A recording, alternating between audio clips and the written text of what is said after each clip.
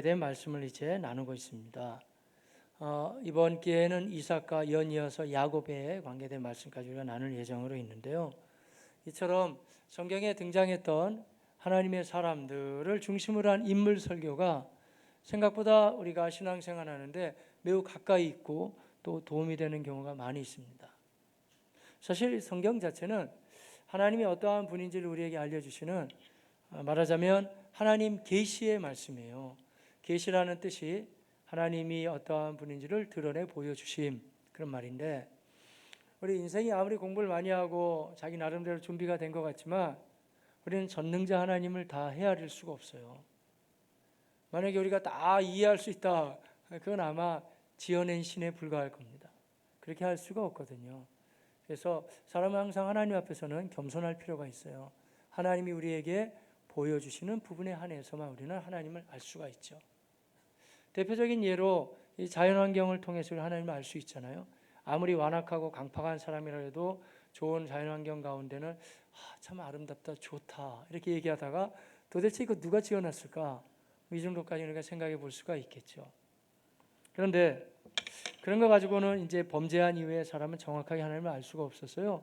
하나님 우리에게 특별한 은혜의 통로로 성경을 주신 거예요. 성경은 하나님을 알아가는 하나님 계시의 말씀인 거 맞습니다. 그런데 우리가 하나님을 알아감에 있어서 하나님이 또 사용하는 방법이 그 지존하시고 크신 하나님을 다 헤아릴 수 없기 때문에 그 하나님을 믿었던 사람들의 모습을 우리에게 비춰주시면서 우리가 과연 하나님을 어떻게 신실함으로 잘 믿어서 가겠는가 하는 것을 우리 가운데 잘 방향을 제시해 주신단 말이에요. 성경이 하나님에 관계된 말씀이지만 이 안에 등장했던 사람들의 모습이 우리의 신앙생활을 해나가는데 중요한 방향점이 된다고 할 수가 있겠죠. 왜냐하면 사람들은 사람에 대해 관심이 제일 많아요. 요즘에 막 쏟아져 나오는 이 잡지 저널들 보면 되게 종류가 많더라고요. 뭐 컴퓨터에 대한 잡지들도 많이 있고 또 그 외에 뭐 차에 대한 것도 있더라고요.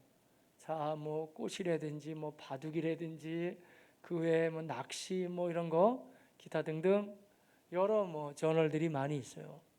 그런데 그럼에도 불구하고 우리가 부인할 수 없는 것은 이 제일 많이 나오는 잡지 종류를 한번 따져본다면 사람에 관계된 것일걸요.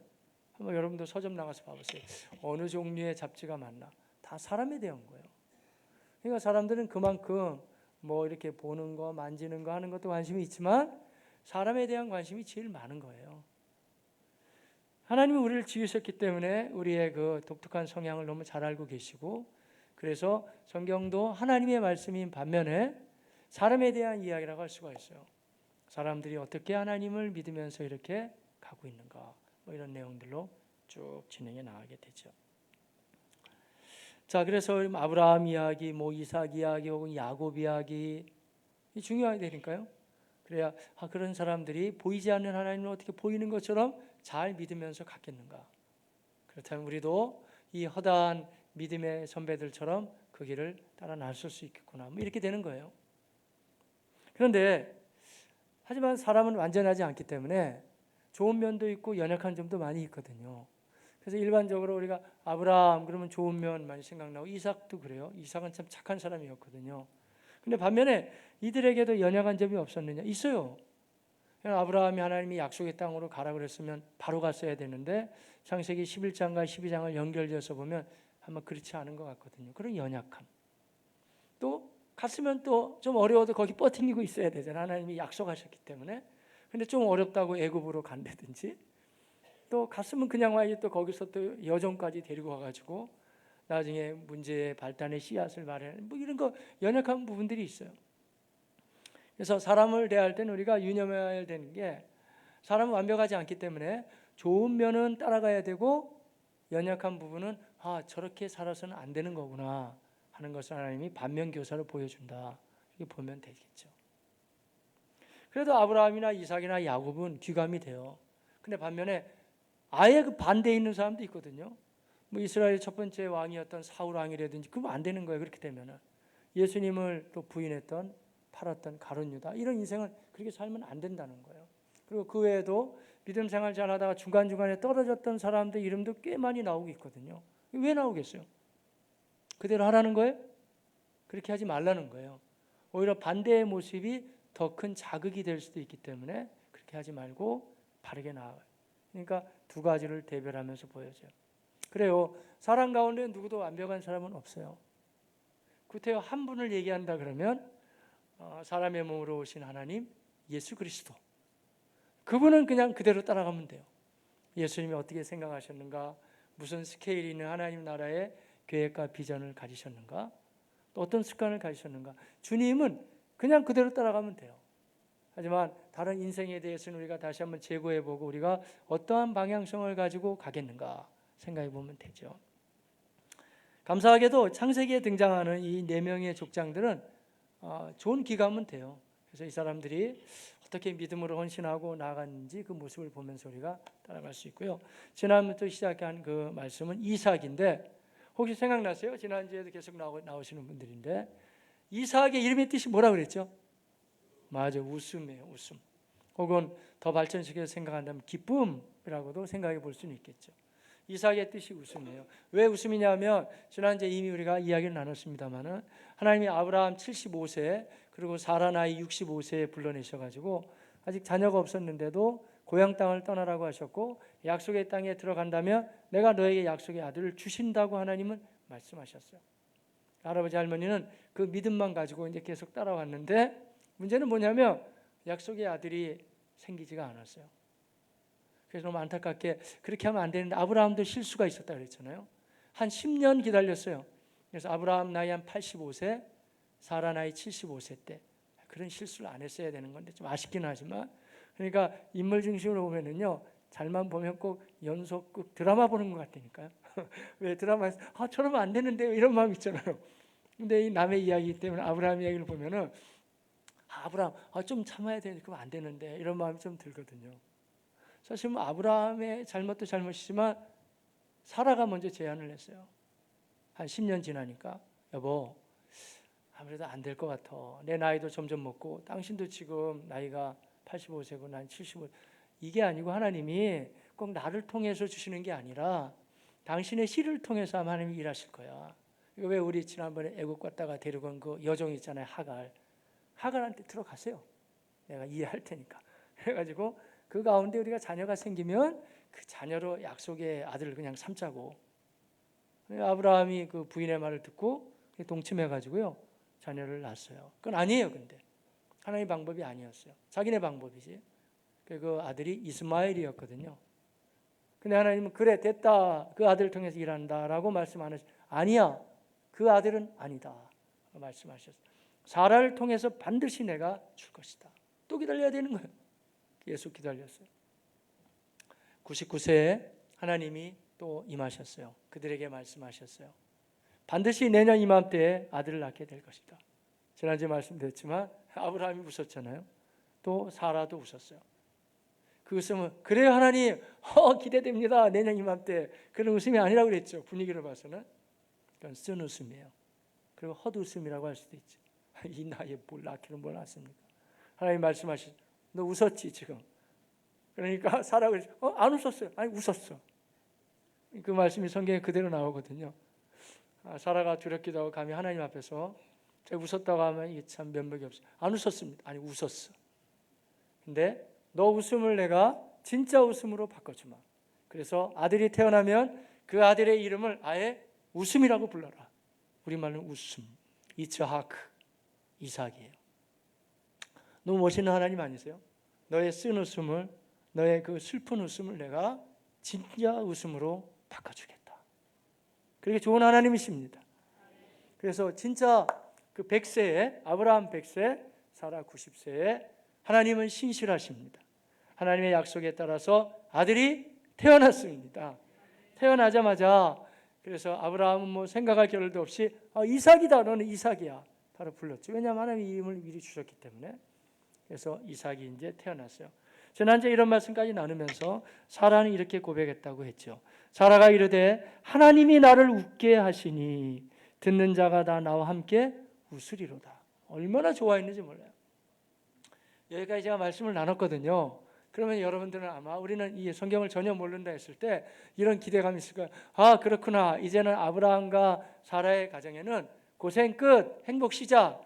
이런 분위기로 이제 나머지 이야기는 진행하겠거니 라고 생각할 수가 있어요. 그러나 여러분, 이야기는 한 시대를 살아갔던 사람들의 현장 이야기예요. 여러분 어때요? 여러분 우리 청년 시절에 그래 내 님은 어디 있을까? 저 사람을 만나서 결혼하면 정말 행복할 거야. 그래가 딱 행복했어요. 우리 결혼했어요? 그러면 결혼과 동시에 우리 고생 끝 행복 시작이에요? 아무도 대답하지 않습니다. 현장은 그렇지 않거든요. 현장은 물론 내가 그런 기대감을 가지고 이제 가정을 세워 나가야 되겠지만 삶의 현장이라는 것은 만만치 않은 일들이 많이 있거든요. 그런 거예요. 지금 이삭이 태어나서 너무너무 기뻤지만 근데 오늘 얘기는 사실 좀 어려운 이야기예요.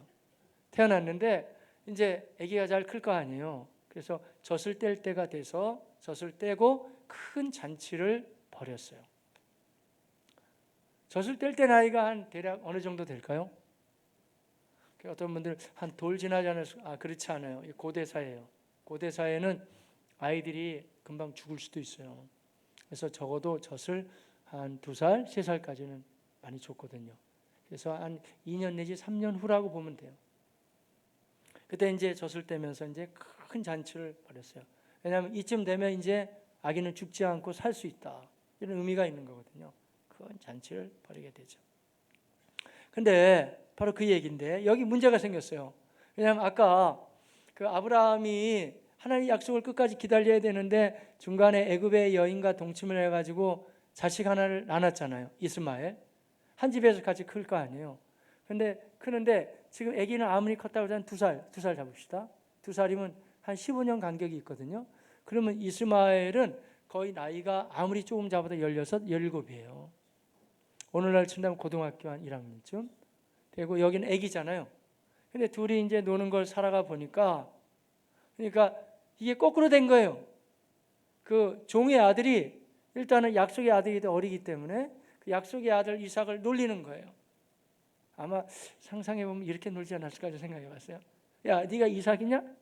한번 와봐. 따라와봐. 이렇게 뛸 수 있어? 애기가 뛰겠어요? 애기가 막 뛰다가 막 넘어지고 그럴 거 아니에요. 야, 웃긴다 웃겨. 아, 그렇지. 네 이름이 웃음이라고 그랬지. 웃기긴 웃기는구나. 그래서 막 이삭을 놀렸을 거 아니에요. 근데 그 모습을 사라가 지켜봤어요. 우리 자매님들, 여러분이 사라라고 한번 우리가 연속극을 보는 것도 비슷하다고 했잖아요. 인물 설교는. 여러분이 사라라고 한번 생각해 보세요. 여러분 마음이 어떻겠어요? 그래, 인내하면서 참아야 된다. 이러겠어요? 그래요. 일부 예배 시간에는 성도님들이 많지 않아서 한번 물어봤어요. 물어봤더니 한 연세 드신 권사님이 우라가 터지죠. 그런. 맞아요. 우라가 터져 나왔어요. 가만히 두지 않는다. 아니 저 종의 아들이 감히 우리 아들이 어리다고 저렇게 함부로 그 얘기예요. 그래서 아브라함한테 그랬어요. 당장 내쫓아버려. 여종하고 아들하고 다. 이 얘기예요. 오늘. 그러니까 쉽지 않았겠죠. 한번 읽어볼까요? 자, 8절에서 이야기입니다. 시작. 아이가 자라매 젖을 떼고 이삭이 젖을 떼는 날에 아브라함이 큰 잔치를 베풀었더라. 그런데 9절 사라가 본즉 아브라함의 아들 애굽 여인 하갈의 아들이 이삭을 놀리는지라. 이 이야기를 학자들 따라서는 어떤 분은 이렇게 얘기해요. 같이 그냥 놀면서 있었다. 그거 자체가 사라가 싫었다라고 보기도 하는데 제가 한번 원문을 찾아봤어요. 그런 얘기는 아니에요. 자, 하크라는 단어를 쓰는데 히브리 말은요, 이 동사가 변화가 되는데 7가지 형태로 변화가 되거든요. 그러니까 단순 능동체냐, 단순 수동태냐, 이게 강조 능동 수동이냐, 아니면 제기로 쓰이냐, 그렇지 않으면 시켜서 하는 거냐. 그래서 그걸 뭐 히브리 말로 하자면 갈, 리팔, 피엘, 푸알, 뭐 히트파일, 히필, 호팔, 뭐 그런 이제 형태로 뒤에가 바뀐단 말이에요. 그런데 이 말이 단순 능동태가 아니고요, 강조 능동태예요. 피엘이에요. 그러니까 놀린 거예요. 놀리고, 그러니까 조롱하고 이렇게 직접 한 거예요. 그 모습을 보면서 사라는 마음이 아주 불편해지기 시작을 했어요. 자, 그랬을 때 얘기해요. 자, 10절인데. 자, 그가 아브라함에게 이르되 이 여종과 그 아들을 내쫓으라. 이 종의 아들은 내 아들 이삭과 함께 기업을 얻지 못하리라. 여기도 굉장히 강한 동사가 사용되는 거예요. 내쫓아 버려라. 또 피엘이에요. 역시 아주 강하게, 아주 매몰차게 끊어버려야 된다. 딱 얘기했어요. 여자분들 화나면 무섭습니다, 여러분. 특별히 이런 부분에 있어서는 왜 사극 같은 거 보면 무시무시하잖아요. 단호하게 그냥 조선 왕조들 사극 얘기 같은 거 비슷한 거예요. 완전히 끊어버려야 된다. 딱 그랬어요. 형제님들, 한번 연속국처럼 생각하면 흥미롭다 그랬잖아요. 여러분 아브라함이라고 생각해 보세요. 물론 나에게 약속의 아들이 기해요. 하나님이 이삭을 통해 일하실 걸 내가 믿어요. 그러나 벌써 지금 한 16 이상이 되면서 성장한 이스마엘도 넷이는 넷이잖아요. 지금 부인은 이거 내쫓아버려 얘기하지만 어때요? 형제님들, 얘기가 쉬운 얘기예요? 아니라고 그러네 형제님. 맞아요. 아니에요. 이거 쉬운 얘기 아니에요. 그래서 얘기는 아브라함이 그의 아들로 말미암아 그 일이 매우 근심되었다. 제가 이 분위기를 보니까 범상치 않아서 제가 이 본문을 한번 주석을 좀 더 우리가 연구를 해봐야 되겠다 해서 봤어요. 그런데 흥미로운 것은 이 내용이 히브리 말로는 되게 단순하게 나와요. 한 8단어가 배열돼서 나오거든요. 원문에는. 근데 세계적인 구약학자 중에 여러분이 있지만 고든 웬함이라고 있어요. WBC라는 주석, 아주 묵직한 정말 무게감 있는 주석을 썼는데 그 고든 웬함의 글을 보니까 웬함은 이렇게 표현해주고 있어요. 단지 8단어로 이루어진 문장이지만 사라의 제안에 대한 아브라함은 격정적인 분노의 반응을 보여주고 있다. 분위기 자체가, 그러니까 이게 좀 맞다고 생각해요. 왜냐하면 자기 부인이 당장 끊어버려, 저것들 내보내 했으면 아브라함이 그래 내보낼까? 이렇게 나왔을 것 같아요. 여러분, 무슨 말을 그렇게 야박하게 하는 거야? 그럼 어떻게 내보내? 내보내면 광야에서 죽으라는 거야? 아브라함이 이렇게 발끈했겠죠. 여러분, 그냥 자기 시기 때문에 그럴 수밖에 없죠. 형제님들 표정이 훨씬 더 심각해요. 왜냐하면 형제 입장은 이게 쉬운 게 아니거든요. 그냥 당장 끊는다고 끊는 문제가 아니고 이스라엘 광야는 또 척박하거든요. 내보내버려, 죽여버려, 이런 얘기랑 똑같단 말이에요. 아브라함 마음이 화가 났겠죠. 전 또 이럴 때는 상상력이 많이 동원되더라고요. 자, 이렇게 싸웠을 것 같아요. 이스마엘, 물론 내가 낳았지만 이거 내가 한 거야? 아브라함이 그랬겠죠. 그때 누가 동침하라 그랬어? 사라가 제안한 거거든요. 그러면서 막 부부싸움이 벌어지는 거예요. 지금 그런 분위기를 우리가 볼 수가 있어요. 충분히. 자, 그랬는데 이 싸움을 누가 뜯어 말리셨을까요? 하나님이 말리셨어요. 중재자가 안 되니까 하나님이 이제 등장하죠. 하나님이 말씀하죠. 하나님의 방법은 너무 단촐했어요. 아브라함, 다른 말 할 거 없이 너는 사라의 말을 들을지니라. 얘기가 딱 끝났어요. 교통정리가 됐어요. 근데 제가 만에 하나 여러분, 오늘 설교를 여기까지 하고 이제 마무리한다고 했을 때 여러분 마음이 아주 불편해질 수가 있습니다. 왜 그러냐면 물론 일리는 있죠. 왜냐하면 저것들은 약속의 아들이 아니니까 하나님이 끊으라고 하면 끊는 거고 하는데, 왜 우리 마음이 불편함으로 우리가 마무리가 되냐면 하나님이 그렇게 눈물도 없고 감정도 없고 저렇게 매몰찬 하나님이신가? 아무리 약속의 아들이 귀하다 그래도 저렇게 할 수 있는가? 야, 하나님이 참 두렵구나. 무슨 하나님이 저렇게 무섭고 정도 없고 아무것도 없는 하나님이신가? 그렇게 생각할 가능성이 꽤 많이 있잖아요, 여러분. 저도 그래요. 왜냐하면 아무리 그래도 그렇지, 저 사라가 화난 김에 내쫓아버리라고 하는 것을 하나님이 왜 두둔해 주실까? 이런 마음이 우리가 어려워질 수도 있고, 물론 약속의 아들은 이해가 되지만은 한편으로 이해가 되면서 여러분 사람 마음에는 본능적으로 이런 게 있는 거 아세요? 다 약자 편이잖아요. 약한 사람 편을 우리가 들게끔 되어져 있거든요. 그러니까 우리 마음이 어려워질 수밖에 없다고요. 왜 하나님이 내쫓아버리라고 하셨을까? 그런데 감사하게도 이야기가 그렇게 끝나지 않고 하나님이 뭐라고 하시냐면은 사라의 말을 들을지니라. 그리고 그 하갈과 그의 아들 이스마엘은 내가 책임져 준다. 그도 또 다른 족속을 이루게 될 것이다. 하나님이 말씀하셨어요. 그래서 하나님의 말씀은 어김이 없어서 지금 쫓겨나간 것 같지만 하나님이 그 하갈과 이스마엘을 보호해 주심으로 죽지 않았어요. 그래서 계속해서 후손들은 퍼져나가고 또 퍼져나가고 지금까지도 퍼져나왔어요. 그게 아랍 족속이 됐어요. 지금 지금 중앙아시아에 있는 중동 지방에 있는. 그래서 너무 안타까운 거는 이 갈등의 관계는 이때 이후로 지금까지도 계속 이어져. 대부분 다 모슬렘이잖아요. 거기는 이슬람 국가가 됐고 이쪽은 유대인들이 됐단 말이에요. 그렇지만 죽진 않았어요. 다 하나님의 사랑하심. 그래서 이슬람 코란이나 그런 데 보면은요, 이삭보다는 이스마엘에 대한 그 강조가 훨씬 많잖아요. 그럴 수밖에 없는 거예요. 자기네 계통이기 때문에 이어진단 말이에요. 그러나 하나님은 정말 신실하시고 선하신 분이어서 죄는 인간이 졌지만 하나님이 그들의 모양새를 가장 좋은 식으로 마무리해 주시게 되죠. 그런데 이 이야기가 이제 오늘 창세기 말씀은 여기까지 이제 마무리가 되는 거거든요. 여기서 끝이에요. 그렇게 했단 말이에요. 하지만 여러분 이런 게 있어요. 우리가 성경을 이해할 때 성경은 독특한 해석학적인 접근이 있습니다. 어떤 접근이냐면 다른 책은 몰라도 성경은 성경이 풀어주는 거예요. 약간 다른 말로 하자면 구약에 다 완성되지 못한 모습이 신약에 와서는 완성의 모습으로 나타나고 또한 신약에서 말씀하시는 부분이 구약에 다 이미 예고된 말씀이에요. 그러니까 구약과 신약이 서로 연결되면서 서로 간에 어떠한 의미인지를 우리에게 명쾌하게 잘 해석을 해주신다. 이렇게 말씀드릴 수가 있어요.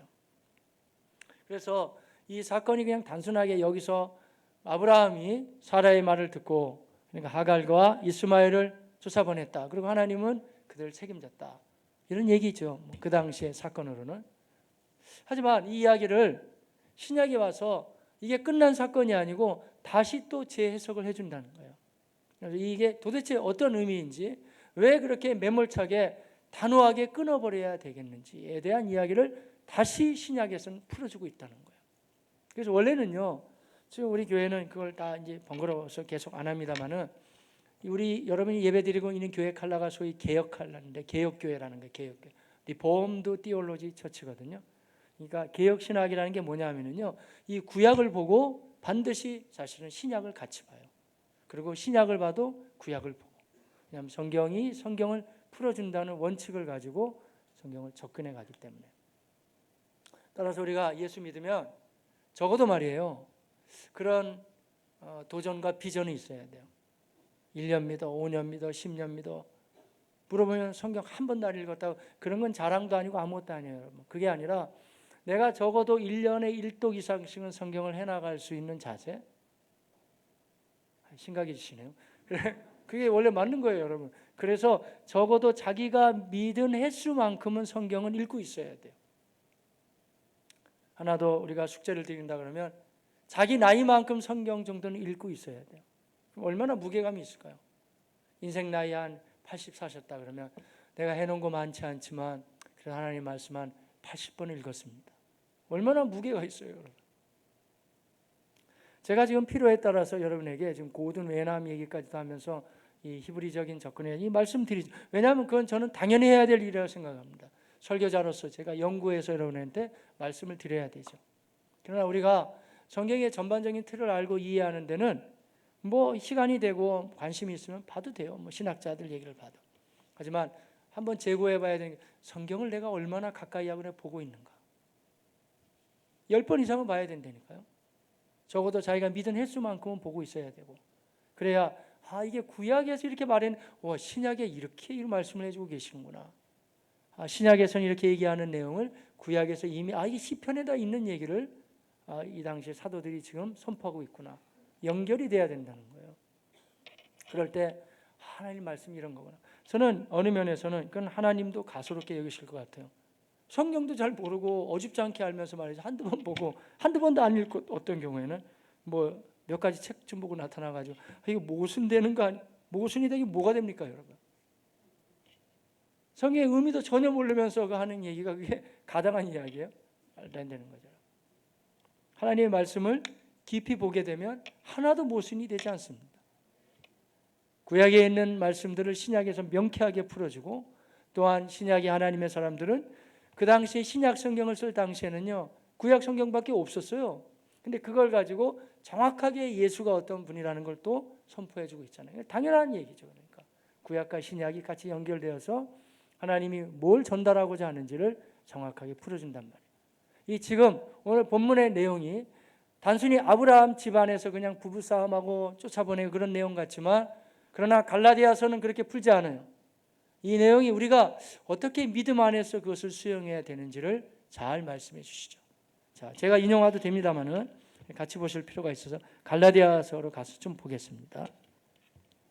갈라디아서 4장으로 가서 보면 이 하갈과 사라, 그리고 이스마엘과 또 나아가서는 이삭에 대한 이야기가 잘 등장하게 되는데요.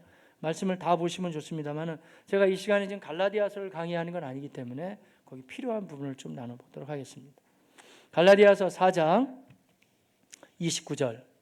자, 이 동일한 사건을 가지고 이제 예수 그리스도가 오셔서 십자가를 지시고 완성하시고 구원의 길이 다 열려진 이제 그러한 완성된 모습에서 이 말씀을 재해석해 주신단 말이에요. 갈라디아서 4장 29절 보겠습니다. 그러나 그때에 육체를 따라 난 자가, 이게 누굴까요? 이스마엘이지. 이스마엘을 말하는 거예요. 그 다음에 성령을 따라 난 자, 이건 누구예요? 이삭을 박해한 것 같이 이제도 그러하도다. 예, 아멘. 근데 이 이야기는 오늘날에도 제가 한번 적용하자면 여러분의 삶의 현장에서도 그대로 펼쳐지고 있습니다. 세상은 우리를 그냥 두지 않습니다, 여러분. 우리가 지금 예수 믿고 지금 예배드리는 이 거룩한 성전 안에 들어와 있지만, 여러분이 한 주간 동안 인생을 살아온다는 것은 이 미혹 많고 유혹 많은 세상 가운데 우리가 그 속에서 믿음으로 산다는 게 너무 멋지고 자랑스러운 모습인 반면에, 그러나 녹록하지만은 않아요. 쉽지는 않다는 거예요. 제가 한번 이것을 적용하면서 이야기를 해볼게요. 대한민국 사회는 이상한 분위기가 많아요. 그 중에 하나가 술 문화입니다. 술 문화. 술이 없으면 아무것도 안 되는 거예요. 특히 남자들 세계에 있어서 술이 없잖아요. 그러면 아무리 직장에서 능력이 있어도 여러분 승진하기가 꽤 어렵습니다. 왜냐하면 상사가 술을 좋아하는 사람이면 그 부하 직원이 같이 거기에 호응해 줘야 이게 따라가는 건데, 저는 교회 제가 집사거든요. 상무님, 제 집사에서 제가 술을 못합니다. 그러면 어떻게 반응하냐면요, 그래? 너 집사란 말이지? 그래, 너 잘해봐라 한번 직장생활. 하면 만만치 않은 일이 여러분 많이 불어닥칩니다. 사업하는 분도 마찬가지입니다. 여러분 쉬운 게 아니에요. 대한민국 사회 분위기 자체가 그렇다니까요. 내가 거래처에 물꼬를 뜨고 이게 하려고 그러면은 그 사업하는데 술이 없이는 얘기가 안 되는 거예요. 희한한 분위기예요. 내가 안 먹겠다는데 왜 그쪽에서 계속 말이에요. 그러니까 건강하지 않죠. 어느 면에서 술 한 잔을 갖다 놓고 얘기를, 그러니까 그 가운데 뭐 컨트랙트를 하고 뭘 하니 이게 모든 구조가 사실은 그렇게 꽤 건강한 분위기는 아니에요. 이건 고쳐나가야 될 부분이죠. 안 맞겠다는 사람이 자꾸 먹이면서 왜 하냐고요. 제가 그 상황을 한번 오늘 말씀을 가지고 빗대어서 한번 얘기를 해볼게요. 한번 생각해 보세요. 여러분 대부분 다 경건한 사람이고 뭐 여러분 가운데 지금 주초를 하는 사람도 있겠지만, 원래 개신교도들은 안 하는 걸 원칙으로 한단 말이에요. 왜냐하면 너희 안에 성령이 계신 것과 하나님의 성령이 너희 속에 거하시는 것을 알지 못하느냐. 하나님의 거룩한 영이 나를 움직여 가시기 때문에 에베소서 5장 18절 말씀처럼 술 취하지 말라 이는 방탕한 것이니 내가 의지할 대상이 없어서 술 힘을 내가 빗대어서 말하겠느냐 그 말이에요. 방탕한 것이니 술 취하지 말라. 오직 오히려 성령의 충만함을 받으라. 성령 충만함 받고 가슴을 펴고 당당하게 예수 믿는 사람답게 살아가라는 말이에요. 그게 원래 성경의 지침이에요. 원래 지침은. 그렇게 자신이 없냐? 한번 부딪혀봐라 이거예요. 그러면 용기를 내야 되겠죠. 왜냐하면 때때로는 거래처가 깨질 수도 있거든요. 내 승진이 막혀버릴 수도 있단 말이에요. 만만치 않다는 거예요. 쉽지 않아요. 근데 그 이야기인데 한번 제가 빗대어서 얘기를 하는 거예요.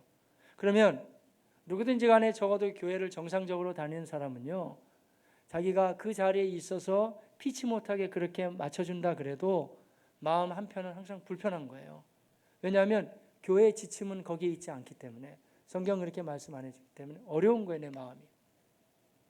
그런데 성경대로 한다면 어찌해서 내가 성령을 따라서 그래도 거룩하게 살고 주의 말씀으로 살고자 하는 사람이 더 대우받고 인정받고 존경받아야 되는데, 그렇지 못하고 그 사람들은 오히려 사회생활도 제대로 못한다고 때때로는 손가락질 당해야 되고 무시당해야 되고, 왜 그렇게 해야 하냐 이거예요. 말 똑같지 않아요 얘기가? 육체를 따라 난 자들이 성령을 따라 난 자들을 박해하고 무시하는 것이 그때나 이때나 동일하게 전개될 수가 있다는 거예요. 우리 삶의 현장 속에서는 꽤 많아요. 이런 걸 적용하자면. 남자만 그럴까요? 자매님들도 물론 그런 문에 부딪힐 수 있지만 또 예수 믿는 자매가 불가피하게 믿지 않는 형제를 만나 결혼했어요. 그럼 나는 예수 믿는 사람이야. 난 제사상 보기 싫단 말이에요. 근데 그 가운데서 내가 유일하신 하나님을 믿고 예배드리고 성령의 사람으로 사는 게 뭐가 잘못됐는데. 근데 하지만 그 분위기 속에서 만만치 않다니까요. 내가 믿음을 가지고 절을 안 한다고 한번 생각해 보세요. 어머니, 제가 다른 건 다 해도 이건 할 수가 없어요. 저는 그리스도인이에요. 했을 때 불어닥치는 핍박과 어려움을 생각해 보셨나요? 쉽지 않은 거예요. 그런데 성경이 말하잖아요. 그렇지만 그 가운데 있지만 분명히 너희가 성령의 사람이기 때문에 너무 세상 분위기와 이 그러한 상황 속에서 주눅들 필요가 없이 하나님의 사람답게 뭔가 여기를 돌파구를 찾고 일어나야 된다는 거예요. 성경의 지침이에요. 하나님의 사람이기 때문에 다른 이유는 없고 하나님의 사람이니까 우리가 그 속에서도 일어나야 된다. 이번에 중고등부 수련회에 가서도 제가 그런 설교를 나눴어요. 왜냐하면 주제가 아주 이번에도 중고등부 주제는 세상과 싸워서 승리해야 된다는 거예요. 세상에 굴복하지 말고 다니엘처럼 살라는 이야기였거든요. 다니엘서 자체도 그런 이야기고. 근데 특별히 중고등부 학생들이 요새 혼란 중에 있는 게 뭐냐면 동성연애에 관계된 거예요. 굉장히 어려워요. 왜냐하면 지금 여러 가지 분위기가 교과서 안에도 다 인권이기 때문에 다 같이 함께 가야 된다는 얘기가 막 들어가는데 교회는 반대 메시지를 항상 전하고 있거든요. 그러니까 그 가운데서 우리는 교회에서 이렇게 배우지 않았습니다. 성경은 이렇게 말하지 않습니다. 동성연애자들을 우리가 불쌍히 여겨서 그들이 정상적인 생활을 할 수 있도록 기도해드리고 도와드릴 수 있지만 계속 그렇게 사는 것은 이거는 죄입니다. 성경이 이걸 원하지 않습니다. 라고 말한다는 것은 상당한 용기가 필요하다니까요. 대단한 용기가 필요해요, 여러분. 지금 시대 분위기로 봐서는. 그런데 엄밀하게 따지면 성경을 붙잡고 내가 하나님의 깨끗한 영에 따라서 살겠다는 우리가 뭐가 그렇게 잘못됐는데 세상의 분위기 속에서 우리가 눌려 지내야 되고 거기서 비난을 받아야 되고 무시를 당해야 되냐 이거예요. 성경적으로 본다면. 맞지 않아요. 그러나 그 분위기 속에서는 그것을 걷어내고 일어난다는 게 상당히 어려울 수도 있다는 거예요. 엄밀하게 따지면 그렇게 주장하는 부분이 다 잘못돼요. 아닌 말로 동성연애자들 오래 사는 거 보셨어요? 다 빨리 죽어요. 거의 다. 에이즈에 걸리거나 아니면 대부분 자살해서도 많이 죽고. 근데 왜 그런 걸 다 가려놓고 왜 인권만 내세우냐 이거예요. 말하기 쉽지 않아요. 그런데 여하튼 그러한 우리가 같이 갈 수도 있지만 중간중간에 육체를 따라 사는 사람과 성령을 따라 사는 사람이 이게 부딪힐 수밖에 없다니까요. 좋아요. 얘기가 너무 거창할 수 있으니까 간단하게 한번 얘기를 해보죠. 우리 안에서도 이게 갈라디아서 얘기예요. 갈라디아서는요, 이 굉장히 중요한 책입니다. 갈라디아서, 로마서는 기독교의 큰 틀을 이루는 책이거든요. 로마서와 갈라디아서만 알면 기독교를 다 안다고 해도 과언이 아니에요. 굉장히 무게감이 있는 책인데 제가 이 짧은 시간에 저같이 어눌한 자가 단촐하게 말씀드려서 미안합니다만은 그러나 이 내용은 뭐냐면 우리 속에서 두 가지 마음이 싸울 수 있지만 그러나 세상적인 것하고 대충 타협하지 말고 너희는 성령의 사람이기 때문에 성령을 따라서 때때로는 단호하게 끊어야 될 부분들을 끊으면서 승리해 나가야 된다는 거예요. 그 말씀이에요. 그럼 하나님이 우리를 목사님 말씀드리면 사회생활도 못하고 참 어렵겠네요. 예, 그럴 수도 있겠죠. 하지만 하나님이 그러면 여러분들을 어렵게 하고 괴롭게 하고 못하게 하려고 그렇게 몰아가실까? 선하신 하나님이 그럴 리가 없어요. 세상이 누가 주는 것보다도 훨씬 더 중요한 하나님의 평강도 주시고 자유함도 주시고 승리함을 주시기 때문에 하나님을 믿고 신뢰하면 나가는 것이 훨씬 맞기 때문에 주님은 그렇게 선택하기를 원하고 계십니다. 바로 그런 얘기예요. 자, 그래서 29절 30절인데 다시 한번 보면 이렇습니다. 함께 보겠습니다. 그러나 그때 육체를 따라 난 자가 성령을 따라 난 자를 박해한 것 같이 이제도 그러하도다. 그러나 성경이 무엇을 말하느냐? 여종과 그 아들을 내쫓으라. 단호하잖아요. 내쫓으라 얘기하죠. 근데 이야기를 계속 이런 식으로 풀어주면서 이야기 펼쳤으니까 우리가 5장까지 보면 이 전반적으로 이 의미가 도대체 뭔가를 우리가 확인해 볼 수가 있어요. 5장 16절로 17절 같이 보겠습니다. 내가 이르노니 너희는 성령을 따라. 무슨 얘기냐면 우리가 예수 믿어도 우리 안에 성령님이 거하고도 계시지만 나의 육체적인 소욕이 있다는 거예요. 저는 그런 설교를 참 많이 하는 편인데, 그러니까 제가 그렇게 훈련하고 있다는 얘기죠. 여러분 인생을 살아갈 때 쉽게 떠오르는 생각들, 또 쉽게 말하는 것들, 쉽게 발끈하면서 반응하는 것들 너무 그렇게 하지 마세요, 여러분. 대부분 쉽게 생각하고 쉽게 말하고 쉽게 반응하는 거는요, 육체의 욕심을 따라서 오는 게 거의 다예요. 보면은 생각하면서 걸러가면서 해야 되는 거예요. 하나님의 말씀 속에서 우리가 아무리 분노하고 여러 가지 상황이 어렵다 할지라도 한 단계 걸쳐가다 보면 아 그렇지, 내가 하나님의 사람인데 난 이래서는 안 돼, 이게 정리가 되는데, 그냥 자기 마음 먹는 대로 아무렇게나 해버리게 되면 대부분 육체의 소욕이 있다는 거예요. 아무리 경건한 사람 속에도 성령님도 역사하지만 육체의 소욕이 있다니까요. 설교하는 저도 마찬가지고, 심지어는 사도 바울도 로마서 7장에 하면 이 두 가지가 하도 싸우니까 오라 나는 공고한 사람이라 이 사망의 몸에서 누가 나를 건져내랴 그러잖아요. 싸울 수 있는 거예요. 근데 방법은 뭐냐면 어차피 우리 안에는 예수 믿는 사람들은 성령님이 우리 속에 들어와 거하심을 여러분 믿습니까? 그렇기 때문에 이건 어떻게 할 수가 없는 거예요. 그냥 성령 편에 서가지고 내가 기도해보고 말씀으로 비춰봤을 때 아닌 것은 단호하게 우리가 끊으면서 나가라는 거예요. 그렇게 할 때 승리하게 될 줄로 믿습니다. 그런 확신을 가지고 계속 끊으면서 나가야 된다는 거죠. 두 가지가 싸운다 이거예요. 자, 16절 17절 다시 한번 볼게요. 자, 내가 이르노니 너희는 성령을 따라 행하라. 그리하면 육체의 욕심을 이루지 아니하리라. 그 다음에요, 육체의 소욕은 성령을 거스르고 성령은 육체, 둘이 같이 갈 수가 없다는 거예요. 그러면 만약에 이삭과 이스마엘이 그래 아브라함이 둘 다 자식이니까 싸우지 말고 한 집안에 잘 지내보자, 그건 안 된다 이거예요. 그렇게 갈 수가 없다는 얘기예요. 바로 그 말을 해주고 있어요. 이 둘이 서로 대적함으로 너희가 원하는 것을 하지 못하게 하려 함이라. 같이 못 간다라고 정확하게 얘기를 해주고 있죠. 못 간다 이거예요.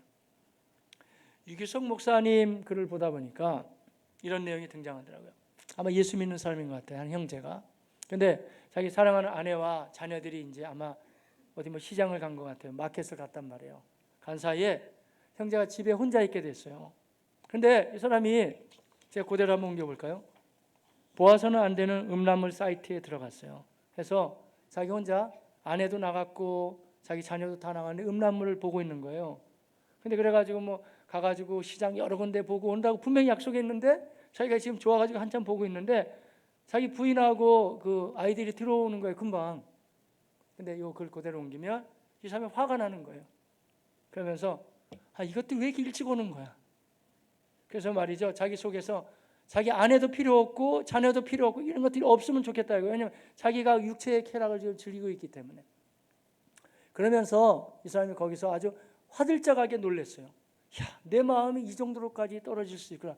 음란의 영이 있다 그러더니 있긴 있구나. 왜냐하면 자기가 순간에는 자기 부인도 소중하지 않고 자기 자녀도 필요 없고 필요 없더라 이거예요. 왜냐하면 그거에 완전히 사로잡혀 버리게 되니까. 음란하면 그러겠어요, 여러분? 요즘에 청소년들, 뭐 제가 강단에서 그런 얘기 하고 싶지도 않습니다. 그런데 그런 사건이 되게 많아요. 밤새 게임하는 거예요. 그러니까 그 게임을 말릴 거 아니에요, 부모는. 근데 너무 화가 나니까 부모를 죽이고 싶은 거예요. 실제로 죽인 사건도 있고. 말도 안 되죠, 여러분. 그런 거라니까요. 육체의 소욕이 별거 아닌 것 같지만 가만히 내버려 두면 그 세력은 점점 그야말로 악성 종양처럼 퍼져나가는 거지 그 자리에만 있는 건 아니라 이거예요. 창세기 말씀에 왜 사라가 그렇게까지 매몰차게 끊고 하나님은 그렇게 하는 게 맞다고 왜 거기에 하나님 말씀하셨냐, 그 이야기를 갈라디아서는 풀어주고 있잖아요. 그게 오늘날 우리로 본다면 아브라함 집안의 얘기가 아니고 우리 속에서도 이 두 가지가 계속 싸운다니까요. 두 가지가. 왜 신앙생활 하면서도 어떤 사람은 좋다고 그러지만 어떤 사람은 괴롭다고 하냐면 두 가지 싸움에서 져서 그러는 거예요. 노상 대충 타협하니까. 그 안에 이삭과 이스마엘을 같이 키우고 있으니까 이게 되지가 않는다는 거예요. 갈라디아서는 단호하잖아요. 육체의 소욕과 성령의 이끌림은 같이 갈 수 없으니까 둘 중에 하나를 결단하라 이거예요.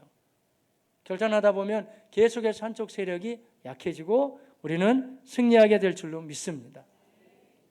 예수 그리스도를 믿고 우리가 하나님의 사람이 된다는 것은 성경은 다 그렇게 말해요. 사망에서 생명으로 가는 거예요. 어둠에서 빛으로 가는 겁니다. 절망에서 방황에서 소망으로 가는 거고, 그런 삶으로 완전히 우리 헌신해 가시기를 바라겠습니다.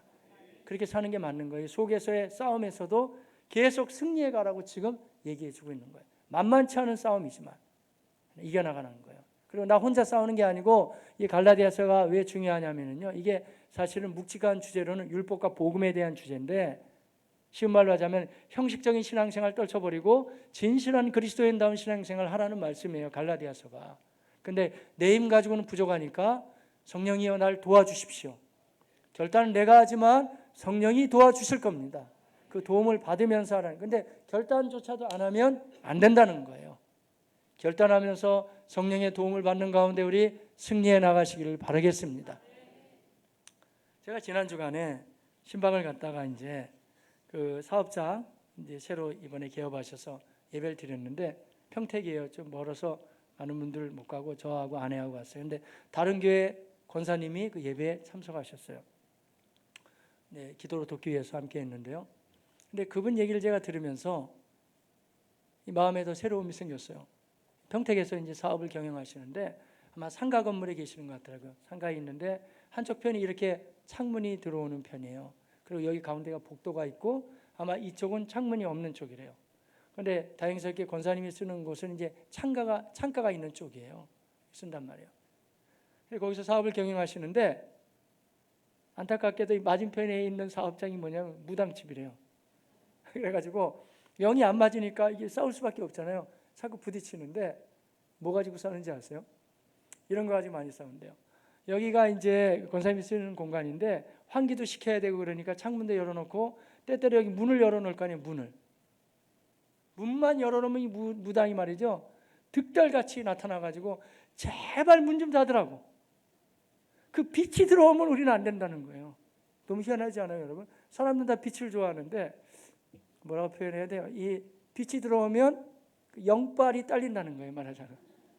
왜냐하면 어둠의 세력들이 컴컴한데 칙칙한 데서 뭘 해야 되는데 이 빛만 들어오면 영빨이 딸리니까 하여간 문만 열어놓고 빛이 조금만 들어오면 여기 쫓아와가지고 제발 문 좀 닫으라고.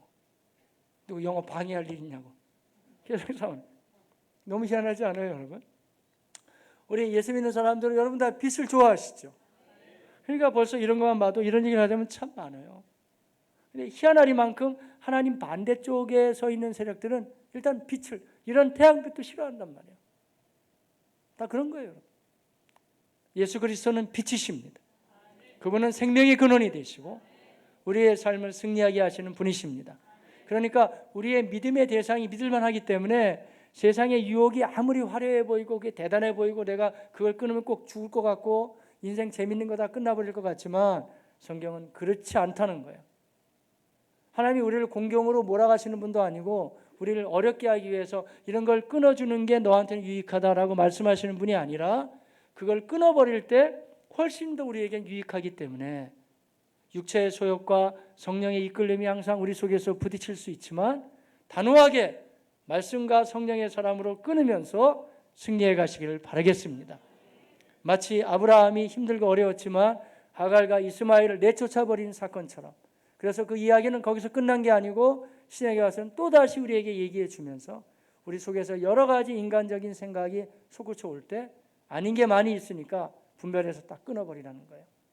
음란함, 게임 이런 것도 되지만 여러분, 이 어둠의 영역에 속해 있는 것은 꽤 많습니다. 시기와 질투함, 미움. 공연히 사람이 싫은 거예요. 밉고 남이 잘 되는 거 싫어하고. 그게 다 이쪽 영역이에요, 여러분. 그리고 해보지도 않고 우울하고 부정적이고 안 될 것 같고, 그러니까 주로 컴컴하게 생각하고 어둡게 생각하는 것은 이쪽으로 보면 돼요, 여러분. 주님의 이름으로 끊어가시면서 승리하시길 바랍니다. 우리에게 명백하게 말씀해 주셔서 조금만 더 볼게요. 갈라디아서 5장 19절 이하에 나오고 있어요. 같이 볼까요? 시작. 육체의 일은 분명하니 곧 음행과 더러운 것과 호색과. 자 보세요. 하나같이 음란함이에요. 정상적인 부부생활을 말하는 게 아니에요. 여러 가지 세상의 음란함을 말하죠. 지금은 더 가서 동성연애까지 갔다니까요. 뭐 여러 이야기를 많이 하지만 일단 성경 자체는 이게 음란함이라고 보는 거예요. 다음 20절 시작. 우상 숭배와 주술과 원수 맺는 것과 분쟁과 자, 분위기가 하나는 음란함이라면 다른 한 가지는 인간관계 깨어짐이에요. 무조건 속에서 질투하고 분노하고 이러는 거. 이런 게 다 그쪽이라니까요. 시기와 분냄과 단짓는 것과 분열함과 이단과 투기와 그 다음에 술 취함과 방탕함이니. 그러니까 대략 이렇다는 거예요. 세상적인 어둠에 속해 있는 모습들은 음란함과 그리고 다른 사람을 향해서 분노하고 시기하고 질투하는 것과 그리고 또 나아가서는 아무렇게나 그래 되는 대로 살아. 되는 대로 살긴 뭐 되는 대로 살아요. 예수 그리스도는 부활하신 후에 분명히 제자들에게 그 못 배우고 나약한 제자들이지만 하나님 나라의 비전을 심어주면서 너희가 세계의 비전을 가지고 땅끝까지 가야 된다. 이런 비전을 심어줬는데 그리스도인들은 되는 대로 사는 게 아니에요, 여러분. 이 반대로 생각하면서 승리해 나가시기를 바라겠습니다. 어떻게 살아야 되느냐? 22절이라니까요. 오직 성령의 열매는 남을 사랑해주고 희락 기뻐하고 화평 싸우지 않고 오래 참고 인내하면서 자비 넉넉한 마음을 가지고 양선 착한 일을 베풀고 충성 뭘 하든지 간에 열심히 다하고 온유 부드러운 마음을 가지고 절제 내가 다 하고 싶다고 다 하는 게 아니고 나를 통제하고 이 같은 것을 금지할 법이 없느니라. 이렇게 빛된 삶으로 성령의 사람으로 우리가 순간순간 여러 가지 갈등의 요소가 있겠지만 또 승리하고 우리 또 승리해 나갑시다. 그 가운데 하나님의 은혜가 우리 가운데 충분히 임하게 될 줄로 믿습니다. 기도하겠습니다. 우리가 함께 기도하실 때